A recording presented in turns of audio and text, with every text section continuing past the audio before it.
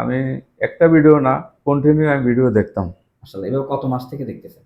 মানে প্রায় সর্বপ্রথম ভিডিও কবে থেকে কবে এই পর্যন্ত? এই পর্যন্ত আমি 8-10 বছর ধরে ভিডিও দেখতেছি। এরপরে যখন আমার বিশ্বাস হলো যে না, এই জায়গায় একজাক আলেম দ্বারা পরিচালিত, জি, এখানে 2 নাম্বারই করার সুযোগ মতন নেই, সুযোগ ইনশাআল্লাহ। নাই।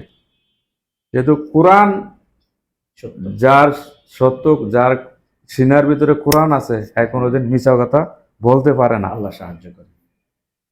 কারণ তো এত ঘাত প্রতিঘাতের পর আজকে আসলেন অফিসে। হ্যাঁ, এখন অবশ্যই নিজে আসলাম। সরাসরি দেখলেন। আপনি বললেন যে আমার এটা দেখার ইচ্ছে ছিল। হ্যাঁ, নিজে দেখলেন। দেখার পরের অনুভূতিটা সত্য বলবেন। দেখার পরে আলহামদুলিল্লাহ আমি ভিডিওতে যা দেখছি বাস্তবে তা। আলহামদুলিল্লাহ। এই তো আমাদের পাওয়া। সবকিছু সবকিছুই ঠিক আছে, কিন্তু এখন কাজ করার পরে আমি বুঝতে পারলাম যে কি হচ্ছে? কতটুকু না আলহামদুলিল্লাহ, আমরা তো সত্যি। আগেই বললাম টাকা আগে দেয়া লাগবে না।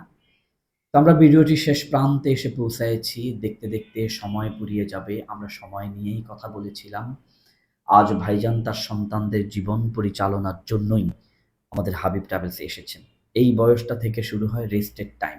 কিন্তু উনি রেস্ট না করে সন্তানদের মুখে এবং পরিবারের মুখে হাসি ফোটাতেই আরও একবার সিদ্ধান্ত নিচ্ছেন প্রবাসে পাড়ি জমাবেন। প্রিয় নবীজি মুহাম্মদুর রাসূলুল্লাহ সাল্লাল্লাহু আলাইহি ওয়াসাল্লামের রওজায় পৌঁছাবেন। এই সিদ্ধান্তটাই নিয়েছেন। অনেক দেশ ঘুরেছেন। হয়তোবা এখন নবীজির রওজায় গিয়ে দেখবেন একটু মক্কা মদিনা, পাশাপাশি উনি ওনার জীবিকা অনশন করবেন। এই জন্য দরকার ছিল একজন বিশ্বস্ত প্রতিষ্ঠান বা ব্যক্তি। সেই মানুষটা হিসাবে, সেই প্রতিষ্ঠান হিসাবে হাবিব ট্রাভেলসকে বেছে নিয়েছেন। অতএব নিশ্চিন্তে বলছি আল্লাহ সাহায্য করবেন। যদি স্মৃতিভ্রষ্ট না হয়ে যাই, যদি পৃথিবী থেকে বিদায় না হয়ে যাই, তবে আলহামদুলিল্লাহ আমরা ওয়াদাবদ্ধ।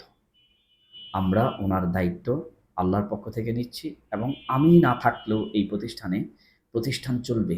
সুদীর্ঘ ১৪ বছর থেকে এই প্রতিষ্ঠান চলেন এবং ১৪ বছরের শেষ হয়ে আরও কত ১৪ বছর আল্লাহ পাক নিবেন, পরবর্তী প্রজন্ম নিয়ে যাবেন। আমাদের চেয়ারম্যান পরিষদের জন্য দোয়া করবেন।